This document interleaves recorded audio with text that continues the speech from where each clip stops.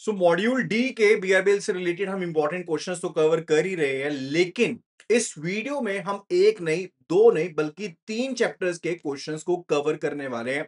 वो भी काफी इंपॉर्टेंट चैप्टर्स हैं। सो मेक श्योर कि वीडियो को एंड तक जरूर गो थ्रू करें। इसमें हम right to information, information technology act and साथ के साथ ट्रांसफर ऑफ प्रॉपर्टी एक्ट से रिलेटेड जो इंपॉर्टेंट क्वेश्चंस हैं उनको कवर करेंगे। एंड ये काफी ज्यादा इंपॉर्टेंट कंसेप्ट्स हैं। सो मेक श्योर कि चैनल को सब्सक्राइब कर ले ताकि आगे आने वाले पार्ट्स भी आपको इसके मिल पाए। ये टोटल जो तीन चैप्टर्स हैं तीन पार्ट्स में कवर किए जाएंगे। सो आपको अभी के अभी सब्सक्राइब कर लेना है। और अगर आप चाहते हैं कि इन वीडियो से रिलेटेड और पिछली वीडियो से रिलेटेड जो पीडीएफ नोट्स हैं वो आपको मिल पाए, तो आपको डाउनलोड कर लेना है हमारी एप्लीकेशन को। वहां पर आपको मिल जाएगा फ्री कोर्स फॉर सीएआईबी, जिसमें ये सभी पीडीएफ्स और ये सभी वीडियो क्वेश्चंस कवर होने वाले हैं। सो मेक श्योर कि जल्दी से आप कर लें, एंश्योर कि आपने एप्लीकेशन डाउनलोड की हो। एप्लीकेशन का लिंक यहां पर टॉप पर आपको मिल जाएगा iibf.info/app के ऊपर। जल्दी से उसको विजिट कीजिएगा, एप्लीकेशन डाउनलोड कीजिएगा। अगर iOS यूजर है तो ऑर्गेनाइजेशन कोड, जिसको ORG कोड कहा जाता है, वो आपको एंटर करना पड़ेगा। That is GEGKT, right? इस कोड का आपको इस्तेमाल करना है एंड स्टार्ट कर दीजिए अपनी प्रिपरेशन को। चलिए आज का सेशन करते हैं start, and this is the part one related to the it. And first question जो है यहां पर वो ट्रांसफर ऑफ प्रॉपर्टी एक्ट से रिलेटेड है।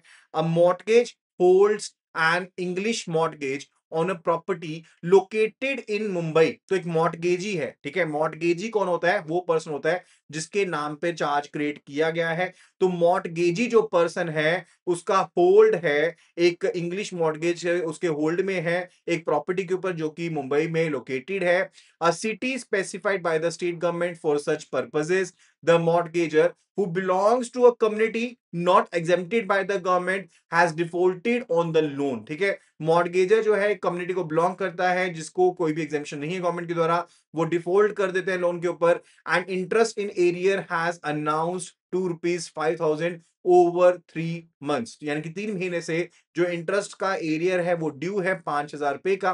What is the most accurate procedure the mortgagee, यानी कि लेंडर जो है वो फॉलो करना चाहिए लीगली प्रॉपर्टी को सेल करने के लिए विदाउट द कोर्ट इंटरवेंशन? तो क्या स्टेप यहां पर लिया जाएगा उसके बारे में we need to answer, right? तो बहुत ही एक अच्छा क्वेश्चन है। मेक श्योर कि आपको इसको समझे जरूर। Option 8 says that the mortgagee can immediately proceed with the sale. Mortgagee immediately sale के लिए प्रोसीड कर सकता है because the default on interest exceeds ₹500 and the mortgage is English mortgage. देखो ऑप्शन ए जो है वो यहां पर करेक्ट नहीं है। क्यों? क्योंकि जो इंटरेस्ट एरियर की कंडीशन होती है बेसिकली कि ₹500 आपके अनपेड है, राइट, 3 मंथ से, वो तो बेसिकली ठीक है, वो तो एक तरीका है ही है, लेकिन वो सिर्फ और सिर्फ एक इकलौती रिक्वायरमेंट नहीं है। कानून दो तरह की कंडीशंस रिप्रेजेंट करता है। एंड फर्दर अगर आप अपनी जो पावर है उसको एक्सरसाइज करना चाहते हो तो आपको कम से कम एक को उसमें से मानना पड़ेगा, राइट? एंड मोर ओवर जो नोटिस रिक्वायरमेंट है वो फंडामेंटल स्टेप है जिसको आप बिल्कुल भी बाईपास नहीं कर सकते। तो 3 महीने के डिफॉल्ट के बाद भी अगर आपकी कंडीशंस मेटअप हो भी रही हैं तो भी आपको एक फंडामेंटल जो कंडीशन है कि आपको नोटिस देना पड़ेगा, उस कंडीशन को डेफिनेटली आपको मीटअप करना पड़ेगा। That is actually very much required. So option A is actually not the correct answer. Option A सही नहीं है। Option B it says the mortgagee must serve a written notice for the principal amount and wait for a period of 3 months, 3 months default period, and even if the interest default condition is already met, right? अगर interest default condition already met हो चुकी है तो भी आप notice देने के बाद 3 महीने का वेट कीजिएगा एंड वो जरूरी बन जाएगा। तो ऑप्शन बी जो है दैट इज एब्सोल्युटली करेक्ट। जो सेक्शन 69 है वो बेसिकली ये कहता है कि पावर ऑफ सेल तो है, बिना कोर्ट के इंटरवेंशन के वो एक्सरसाइज कर सकते हो जब कुछ एक कंडीशंस मीट अप हो जाती हैं। Like in case of English mortgage property जो है वो स्पेसिफाइड सिटी में है, सो दिस पर्टिकुलर चाहे वो सिटी में है स्पेसिफाइड, फिर भी इस कंडीशन को आप एक्सरसाइज नहीं कर सकते अनलेस और अनटिल अगर आप एक रिटर्न नोटिस ना दो प्रिंसिपल अमाउंट के लिए, वो सर्व करना जरूरी होता है। एंड 3 महीने का उसके बाद फिर से डिफॉल्ट हो जाता है, या फिर इंटरेस्ट का कम से कम ₹500 का एरियर में डिफॉल्ट हुआ है। ये कंडीशंस इंप्लीमेंट करनी जरूरी होती है दोनों की दोनों, राइट? तो ऑप्शन जो बी है यहां पर that is absolutely the correct answer. Option B is the correct answer here. Now let's move toward the question number 2। It says a citizen files an RTI application requesting a large volume of data from a public authority, which involves 20 copied pages, one floppy disk, and a 90-minute inspection of records. The initial application was filed correctly with the required 10 rupee fee. According to the fee structure outlined in the RTI guidelines, what would be the total additional amount the public information officer should demand from the applicant? तो हमने बताना है कि क्या amount जो रहेगा वो यहाँ पर डिमांड किया जा सकता है. We need to answer for that particular regard.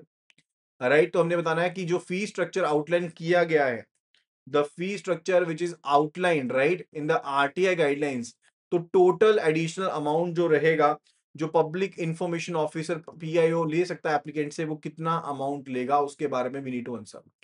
Options हैं 105, 115, 120 या फिर 90 rupees. What will be the answer? देखो, इनिशियल एप्लीकेशन जो फीस थी वो कितनी है? जो इनिशियल फीस है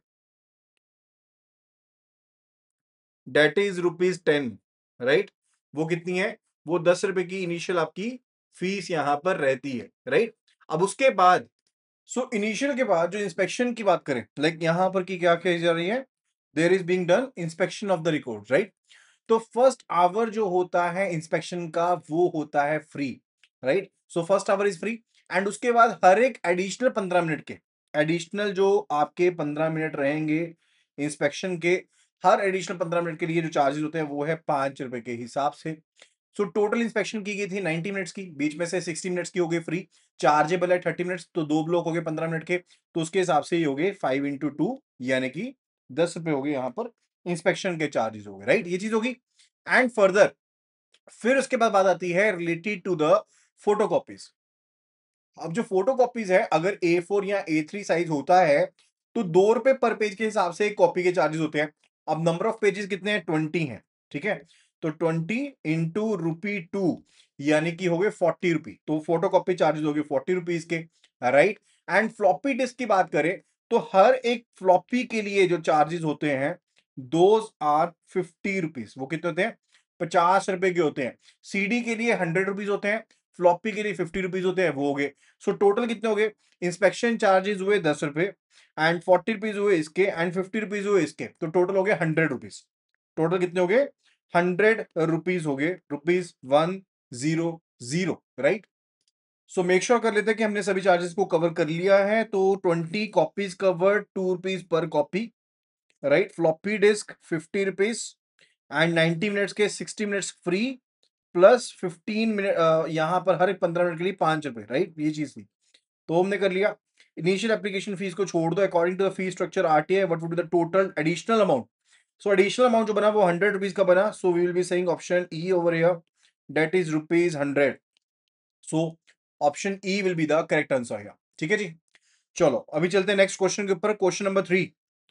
it says a financial institution files an appeal with the cyber regulations appellate tribunal. तो एक फाइनेंशियल इंस्टीट्यूशन है, वो एक अपील को फाइल करती है with the cyber regulations appellate tribunal against an adjudicating officers order on May 1st, 2025. The institution received the copy of the order on March 10th, 2025. The tribunal, after reviewing the case, finds a valid reason for the delay. Based on the provisions of the Information Technology Act, what is the most likely course of the action the tribunal will take? Right. So question आपके सामने है and the options are here. Let's have a look at the thing कि क्या चीज correct होने वाली है. See, first of all मैं आपको बताता हूँ कि जो भी अपील की जाती है साइबर रेगुलेशंस एपीलेट ट्रिब्यूनल को, जिसको हम CRAT कहते हैं, that must be filed within a period of 45 days. Right. यानी कि जब भी आपके पास पार्टी के पास एडजुडिकेटिंग ऑफिसर की कॉपी आ चुकी है, उसके बाद अगर आपने CRAT में अप्लाई करना है तो 45 डेज के अंदर अंदर करना होता है. अब यहां पर जो कॉपी ऑफ ऑर्डर रिसीव हुई है, that's actually received on 10th of the March, right. ये 10th ऑफ द मार्च को कॉपी रिसीव हुई है. सो लास्ट डेट जो अपील की बनेगी उसके हिसाब से बनती है वो 24 अप्रैल 2025 की बनती है. कौन सी बनती है? 24 अप्रैल 2025 की बनती है. एंड एक्चुअल फाइलिंग कब की गई? इट वॉज फाइल्ड ऑन 1 देखो फाइलिंग कब की गई है? ये 1 को की गई है, राइट? अब 7 दिनों का हो गया डिले, राइट?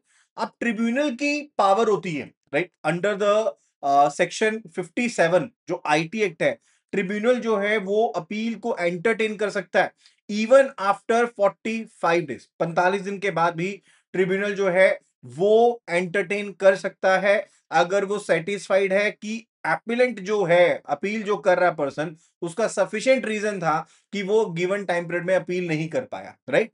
इसका मतलब है कि सीआरएटी जो होता है उसके पास डिस्क्रिशन होती है so as to condone the delay अगर वैलिड रीजन एग्जिस्ट करेगा तो, राइट?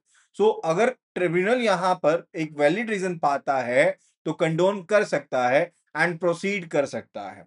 अभी ऑप्शंस को देखते हैं। The appeal will B summarily rejected as it was filed after the mandatory 45-day period. So option A यहां पर करेक्ट है। एक्ट स्पेसिफिकली कहता है कि एपेलेट ट्रिब्यूनल के पास डिस्क्रिशन रहती है 45 डेज के बाद, अगर वो सेटिस्फाइड है तो वो बेसिकली एंटरटेन कर सकते हैं। तो ऑप्शन ए हो गया गलत। Option B, the appeal will be accepted and the tribunal will aim to dispose of it within 6 months from the 1 May 2025। Standard period जो है वो 45 डेज का है from the date of receipt of the order. Order receive हुआ था 10 मार्च को, deadline बनती थी 24 मार्च की, अपील फाइल की गई 1 मई को, जो डेफिनेटली आफ्टर द डेडलाइन है, लेकिन एक्ट प्रोवाइड करता है कि अगर एक सफिशिएंट रीजन रहता है तो ट्रिब्यूनल एक्सेप्ट कर सकता है अपील को even after the particular period, sufficient cause अगर लगता है। एंड ट्रिब्यूनल को एक वैलिड रीजन मिला था, क्वेश्चन में ऑलरेडी बताया गया, तो एक बार अगर एक्सेप्ट हो गया तो विद इन 6 मंथ्स उसे रिजॉल्व करने की कोशिश की जाएगी। सो ऑप्शन बी जो है that is absolutely correct. Option B is absolutely correct. Now, question number 4. It says a bank intends to provide a loan against security of leasehold rights of a commercial property. The lease is for a period of 20 years. 20 साल के period के लिए lease है and the loan repayment term is 15 years, right? Original जो lease है, agreement है property का, stamp and registered, but stamp है रजिस्टर्ड है but does not contain any close authorising the Lesi, यानी कि जिस पर्सन को इस्तेमाल करने के लिए दिया गया है कि वो मॉर्गेज क्रिएट कर सकता है, ऐसा कोई भी अधिकार उसके ऊपर नहीं है, right? What is the most crucial step the bank must take to secure its interest effectively? तो क्या स्टेप लेगा bank? The bank can proceed with the mortgage, bank mortgage कर सकता है since the unexpired lease period is sufficiently longer than the loan tenure, तो mortgage कर सकता है। देखो ऑप्शन ए गलत है। Sufficiently long unexpired lease period है, वो बेसिकली एक नेसेसरी कंडीशन है, लेकिन वो अपने आप में सफिशिएंट नहीं है क्योंकि lease deed is silent about the right of mortgage, ठीक है? तो लीज डीड साइलेंट है राइट ऑफ मॉर्गेज को लेकर के, तो definitely option A is not correct. Option B, the bank must insist on a tripartite agreement between itself, lessor and the lessee to validate the mortgage. देखो tripartite agreement जो होगा वो एक possible procedure है, लेकिन वो सिर्फ और सिर्फ एक फंडामेंटल रिक्वायरमेंट नहीं है स्पेसिफिक सिनेरियो में। जो कोर इशू ये है कि एक्सप्लिसिट यहां पर परमिशन नहीं दी गई है, प्राइमरी लीज डॉक्यूमेंट में कोई भी परमिशन नहीं है, so option B is also not correct. Option C it says the bank should obtain a specific letter of authority and no objection from the lessor permitting the mortgage creation and waiving the forfeiture rights while the loan is outstanding. Absolutely correct. देखो ये चीज होती है कि lease deed जो होती है या तो उसमें क्लोज हो कि भाई परमिट किया गया कि मॉर्गेज कर सकते हो, या फिर जो लेसर है उसे एक specific letter of authority cum no objection देना पड़ेगा लेसी को। लेटर जो होगी बेसिकली वो ऑथराइज करेगी मॉर्गेज को, एंड फॉर उसमें अंडरटेकिंग होगी कि लीज कैंसिल नहीं होगी जब तक बैंक के ड्यू पे नहीं हो जाते, राइट? तो ये चीज डायरेक्टली एड्रेस करती है उस मिसिंग क्लोज से related and that will be the correct answer. ये दोनों के इंटरेस्ट को प्रोटेक्ट भी करती है, लेसी के भी और बैंक के इंटरेस्ट को भी प्रोटेक्ट करती है। So option C is the right answer. Now after that it's the question number 5। बहुत अच्छे क्वेश्चंस हैं, काइंडली मेक श्योर कि पूरी वीडियो को जरूर गो थ्रू करें एंड वीडियो को लाइक एंड शेयर जरूर करें। A public sector bank receives an RTI application requesting information about the personal details of a high net worth individual account, citing public interest. The bank's public information officer is aware that certain information is exempt from disclosure. What is the most appropriate basis for the PIO's decision regarding this request according to the principles outlined in the text particularly, right? तो अगर हम scope के हिसाब से देखें तो कौन सी information दी जा सकती है एंड सीआईओ का पीआईओ का सॉरी क्या रोल रहेगा उसके बारे में वी नीड टू आंसर, ठीक है, हमने उसके बारे में बताना है। सो फर्स्ट ऑफ ऑल जो पर्सनल इंफॉर्मेशन होती है जो कस्टमर से रिलेटेड है जो बैंक के द्वारा है बैंक के पास पड़ी है लाइक अकाउंट डिटेल्स हो गए बैलेंसेस हो गए ट्रांजैक्शंस हो गए राइट वो ऑर्डिनरली एग्जेम्प्टेड होती है डिस्क्लोजर से राइट अगर उसका बेसिकली कोई रिलेशनशिप नहीं है पब्लिक एक्टिविटी के साथ पब्लिक इंटरेस्ट के साथ तो डेफिनेटली उसको शोकेस नहीं कर सकते ना। डिस्क्लोजर सिर्फ और सिर्फ तभी जस्टिफाइड होगा अगर सेंट्रल या स्टेट पब्लिक इंफॉर्मेशन जो है या एपलेट अथॉरिटी जो है वो सेटिस्फाइड है कि एक लार्जर पब्लिक इंटरेस्ट एग्जिस्ट करता है डिस्क्लोजर के लिए। अब यहां पर अगर देखें रिक्वेस्ट डिटेल करती है किससे रिलेटेड एक हाई नेटवर्क इंडिविजुअल के अकाउंट से रिलेटेड है एंड उसकी पर्सनल एंड फिडुशियरी जो इंफॉर्मेशन उसके बारे में मांगा गया है। एग्जाम्पशन बेसिकली अप्लाई होती है इसके ऊपर under the section 8 subsection 1 and subsection J के through of the RT act के थ्रू अनलेस एप्लीकेंट जो है वो डेमोन्स्ट्रेट करता है कि एक clear and overriding public interest है, ठीक है, तब डेफिनेटली पीआईओ जो है वो करेगा अदरवाइज पीआईओ जो है वो इस रिक्वेस्ट को डिनाई कर देगा under section 8(1)(j, right. So answer यहां पर क्या रहेगा, answer is going to be let's say have a look the options. The PIO must provide the information, no the PIO must not provide the information. क्यों नहीं provide करेगा, public sector bank जो होती हैं वो पब्लिक अथॉरिटीज है under the act, लेकिन उनकी ऑब्लिगेशन है बेसिकली कि information is not absolute, right, specific exception है तो उसका इस्तेमाल किया जा सकता है। PIO should deny the information citing that the RTI act only applies to the government departments, ऐसा कुछ भी नहीं है, अप्लाई होता है बैंक के ऊपर। Option C, the PIO should deny the request reasoning the section 8 and 9 of the RTI act provide the categories of information, categories of the information that are actually exempt from the disclosure which typically include private individual information। absolutely correct है ये, so option जो C है that is the correct answer here। now let's move toward the question number 6। it says a software development company creates a new security protocol of its internal network। तो एक software development company है जो एक नया protocol बनाती है, security protocol बनाती है अपने इंटरनल नेटवर्क को लेकर के। किसको लेकर के, अपने इंटरनल नेटवर्क को लेकर के एक नया प्रोटोकॉल बनाती है, right, for its internal network, which includes advanced hardware, custom software, and strict access procedures. To be considered a secure system under the Information Technology Act 2000, which of the following sets of criteria must the protocol holistically satisfy? तो कौन से criteria को satisfy करना जरूरी होता है? If we look at the definition of the legal system, ठीक है, लीगल सिस्टम की, सिक्योर सिस्टम की डेफिनेशन देखते हैं तो it must be reasonably secure from unauthorised access, कि अनऑथराइज्ड एक्सेस नहीं हो सकता, मिसयूज नहीं हो सकता, वहां से आपको सेफ गार्ड है। एंड एक रीजनेबल लेवल ऑफ रिलायबिलिटी है, करेक्ट ऑपरेशन है, वो चीज होती है। रीजनेबली सूटेड होता है for the performing functions, intended functions, वो होता है। एंड जनरली बेसिकली जो एक्सेप्टेड सिक्योरिटी प्रोसीजर्स है उनसे अडेयर कर रहा है उसको सिक्योर माना जाता है।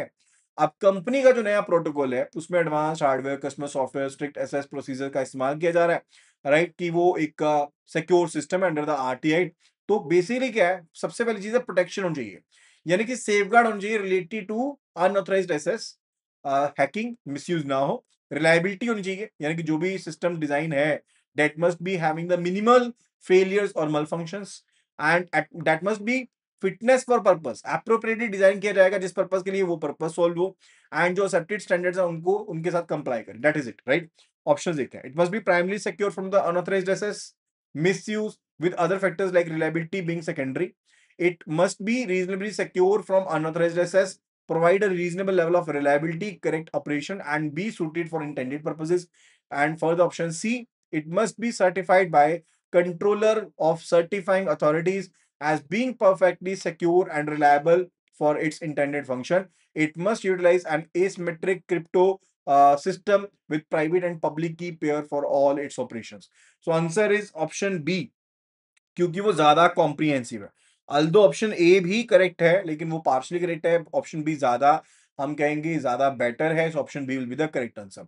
And if we talk about the option C, देखो कोई भी ऐसी रिक्वायरमेंट नहीं है कि आपको कंट्रोलर ऑफ सर्टिफिकेट अथॉरिटी से आपको सर्टिफिकेशन चाहिए तभी उसको सिक्योर सिस्टम माना जाएगा।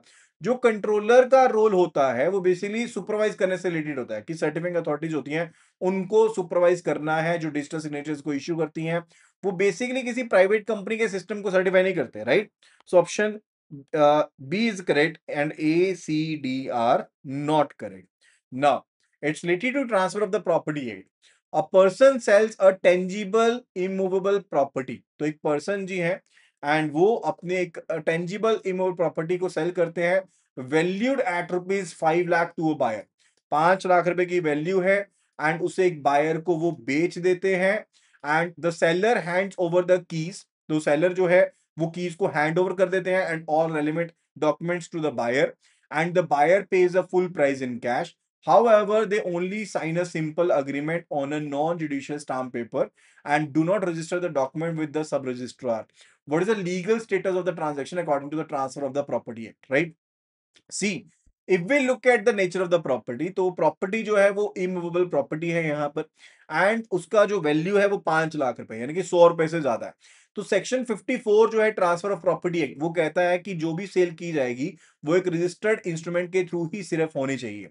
अब सिर्फ और सिर्फ डिलीवरी ऑफ पोजेशन की आपने कीज पेपर्स कैश पेमेंट कर दी, वो एक वैलिड सेल को क्रिएट नहीं करते हैं जब वैल्यू जो होती है वो 100 रुपए से ज्यादा होती है। वो सिर्फ और सिर्फ एक अग्रीमेंट टू सेल क्रिएट करता है, लेकिन लीगल ट्रांसफर ऑफ ओनरशिप नहीं होती है।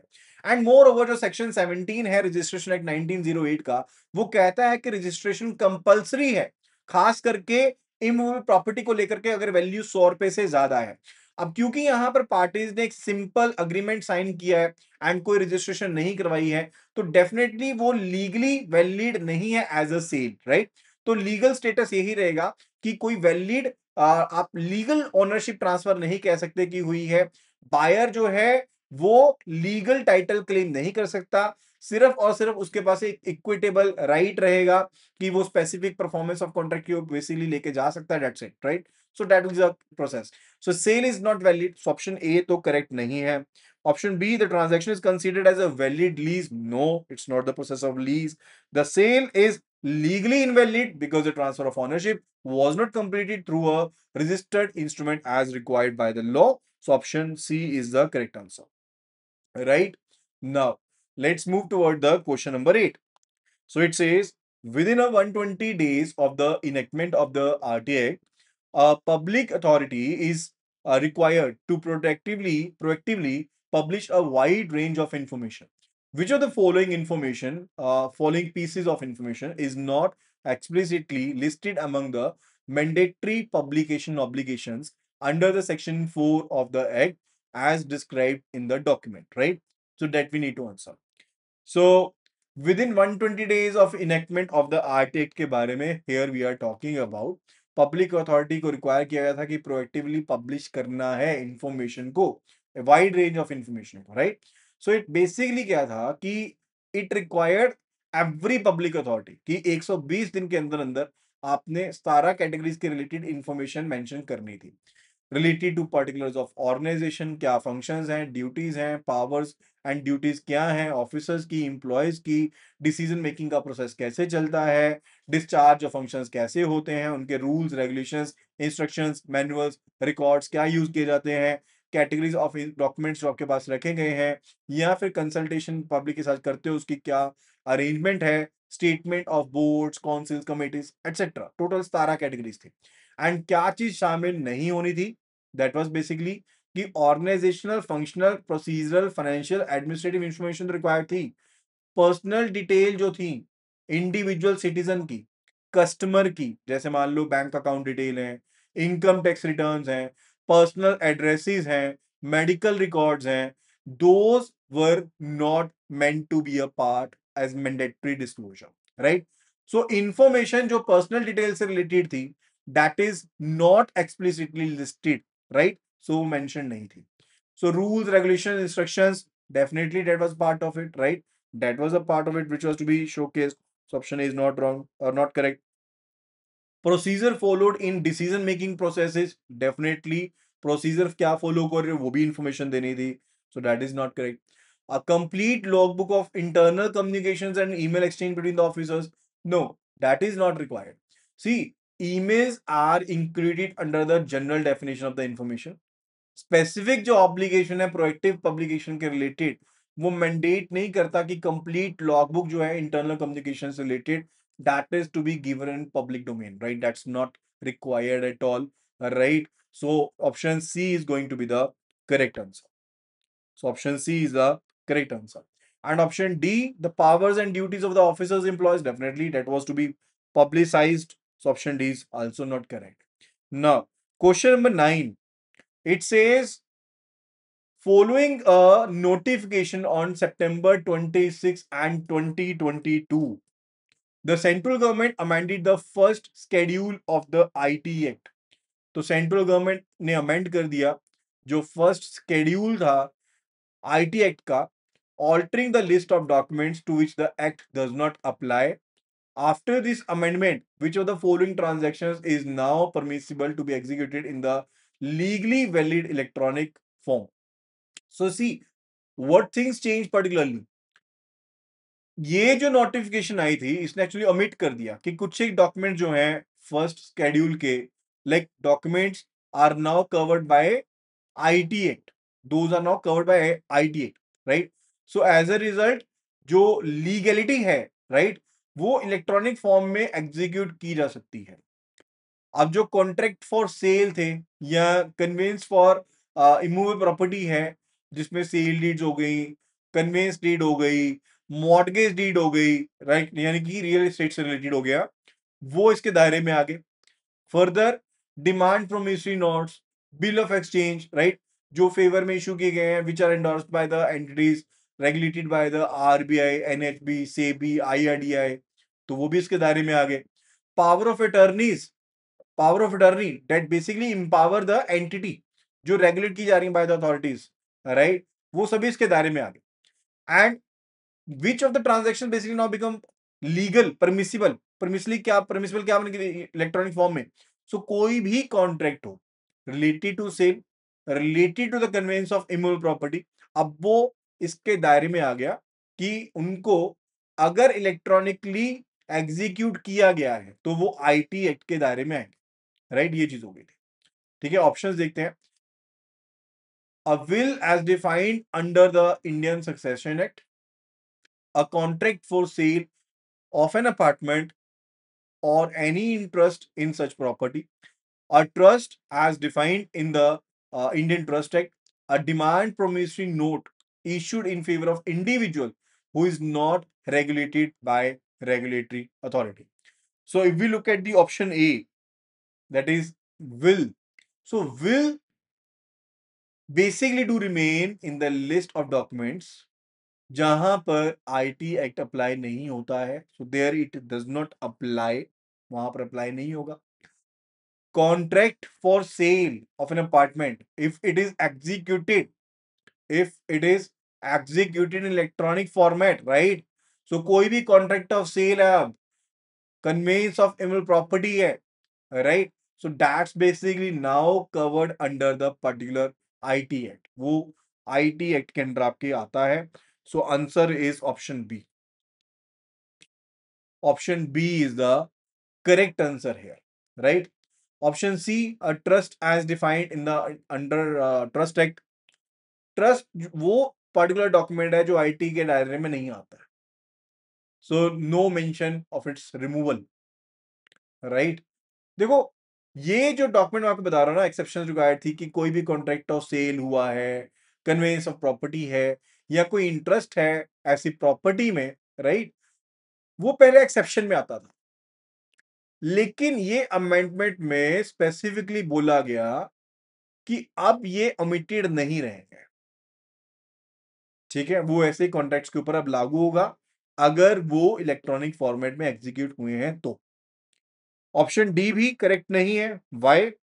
बिकॉज इन्होंने बोल दिया, वैसे अगर प्रोमिसरी नोट की बात करें वो कवर्ड होता, but if it is not regulated by regulatory entity फिर कवर नहीं होगा, then it won't be covered. Now question number 10th. A lender has two separate mortgage deeds from the same borrower for two different properties. So lender के पास दो separate mortgage deed है same borrower से different properties के लिए.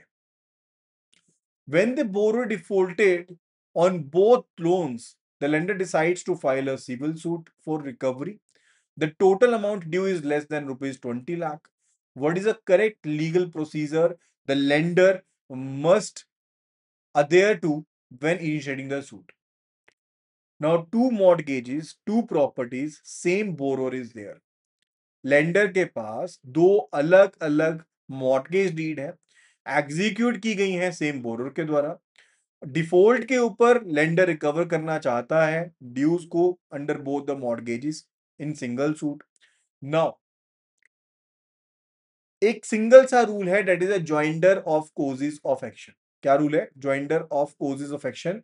कि plaintiff जो है वो यूनाइट कर सकता है सेम सूट को, सेवरल कोजेस को, अगर सेम डिफेंडेंट के बारे में है तो.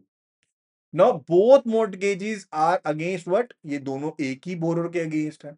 तो लेंडर एंटाइटल्ड है कि वो कंसोलिडेट कर सकता है मॉर्गेज सूट को, यानी कि दोनों प्रॉपर्टीज को इकट्ठा कर सकता है. अब क्योंकि जो टोटल क्लेम है वो 20 लाख से कम है, तो जो ज्यूरिसडिक्शन इसको पड़ेगी वो सिविल जज के अंदर पड़ेगी, सीनियर डिवीजन या डिस्ट्रिक्ट कोर्ट के पास जाएगा. वो डिपेंड करता है कि स्टेट की ज्यूरिसडिक्शनल थ्रेशोल्ड कितनी है, लेकिन नॉट विद द डीआरटी, डेब्ट रिकवरी ट्रिब्यूनल के पास नहीं. बिकॉज उसके लिए जो स्टार्टिंग पॉइंट है वो 20 लाख रुपीज या उसके अबव है. ठीक है जी. सो लेंडर जो है that will be filing a mortgage suit for sale for the mortgage property under the order of CPC, right. तो ट्रांसफर ऑफ प्रॉपर्टी एक्ट के जो प्रोविजंस है उसके अंदर सूट फाइल किया जा सकता है. So let's have a look at the options. The lender will file two separate suits, not required. The lender should file a single suit for both the mortgages in the court of the lowest jurisdiction where property is located after obtaining the leave of the court. See, suit जो है that must be in the court of the lowest jurisdiction. ये चीज ठीक है, right. जहां पर property located है वो ठीक है. जो की रूल होगा वो बेसिकली क्या है? ऑब्लिगेशन है so as to sue for all the debts together, right. अब बेसिकली वो कंबाइंड करने के लिए वो जो ये कह रहा है कि आपको एक लीव लेनी पड़ेगी, leave of the court is basically for filing the separate fools, separate suits and further एक कंबाइन करने के लिए वो चीज रिक्वायर्ड नहीं है. So option B is also not correct. Option C, the lender is obligated to sue all the debts in a single suit unless the court grants permission to file separate suits. Option C is actually correct. So अगर एक से ज्यादा mortgages हैं एक ही lender के favour में, right, and suit file करना है, तो लेंडर जो है वो सू कर सकता है ऑल डेब्ट्स के ऊपर unless a leave of the court is obtained. तो लीव जो है वो तो रिक्वायर्ड है ना कि आपने सेपरेट सूट फाइल करने थे. अब उसके लिए अगर आपको उनको कंसोलिडेट करना है, राइट, तो उसके लिए आपको क्या करना पड़ेगा? पर्टिकुलर प्रोसीजर अपनाना पड़ेगा. एंड फर्दर कंबाइनिंग जो करना है क्लेम्स को in a single suit of the mandatory default procedure that is being done here, right. So option C is going to be the correct answer. Option C is the correct answer. Now the question number 11. An individual who is not a citizen of India files an application under the Right to Information Act 2005 seeking details of a government contract from public authority.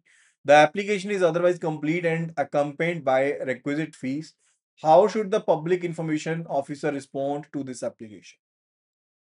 तो application को तो reject कर देंगे ये directly. क्यों? क्योंकि सिर्फ और सिर्फ जो सिटीजन हैं इंडिया के वो इंफॉर्मेशन ले सकते हैं पब्लिक अथॉरिटी से. And for the information Sikar जो है उसको अपना सिटीजन स्टेटस देना पड़ेगा जब वो इंफॉर्मेशन ले रहा है. अब जो एप्लीकेंट है वो सिटीजन नहीं है, so they are basically not eligible कि उनको इंफॉर्मेशन मिले under this particular act, and वो रिजेक्शन का ग्राउंड बन जाएगा. So PIO must provide the information, ये हो गया गलत. PIO should reject the information, ये सही है. PIO should process the request, ये सही है. PIO must first seek the approval from the Central Information Commission, not required. Option B या C सही है. Let's have a look at the option B. PIO should reject the application on the sole ground that the applicant is not citizen of India. Absolutely correct. Option C says the PIO should process the request but can charge a higher fees. No, that's not the case. So it is the option B. It is option B which is the right answer. ठीक है जी. चलिए अभी चलते हैं toward the last question of today video. A person sends an encrypted electronic message to another person through an email service provider. Right? This email provider temporarily stores the message on its server before it is downloaded by the recipient. In this context, as per the definition of the IT Act, how would the email service provider be classified? तो email service provider को किस तरह से classify किया जाएगा, that we need to answer. As the originator, as the addressee, as the intermediary या फिर as the certifying authority. देखो ईमेल प्रोवाइडर का रोल क्या है. प्रोवाइडर रिसीव करता है, टेम्परेरीली स्टोर करता है और उसको ट्रांसमिट करता है. ये ऑथर नहीं करता या ऑल्टर नहीं करता, लेकिन सिर्फ और सिर्फ इंफ्रास्ट्रक्चर प्रोवाइड करता है. तो as per the definition if we look at, intermediary would be the right thing.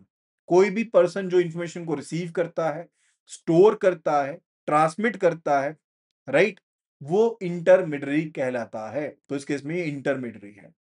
ठीक है. So that would be the case. Certifying authority हो गया, ओरिजिनेटर हो गया, एड्रेसी हो गया, those are the different roles. Here we are not going to deal with it, right. सो यहां पर आंसर जो रहेगा that is going to be option C. Option is C over here.